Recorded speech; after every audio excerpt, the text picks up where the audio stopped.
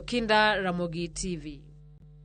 MCA mar ward ma North Kadem Olema Obonyo chwalo bura e doho ma Migori kodwaro mondo doho tam piny owacho mar kaunti Migori chugo lemo mar jalup jagoro mar kaunti no kod lemo mamoko maromo 4 e apisno mar jagoro mar kaunti.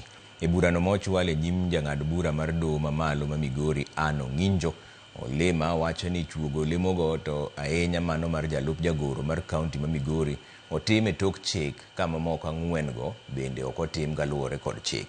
Doho miyo jogo ma odonjnegi ndalo 14 mondo gichiw duoko margi motelo ne tarik 1 dwe mar 10 higani kama idhi winje burano kendo.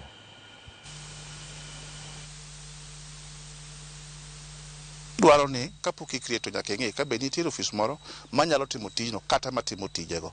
Omiyo offices bedo created oko mar chik. Ariyo, office mar county deputy county secretary en okete bwo chik. En public service board onge gi teko mar kete.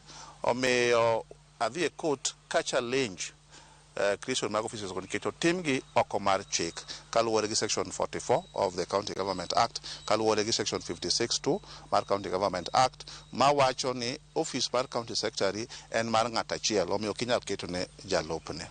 Kendo bende king'iyo budget manyo wakalo okaw $4 billion oketo e department mar PSM ma waluongo ni personal emoluments. Mano nyiso ni weche mag human resource te itime bwo PSM.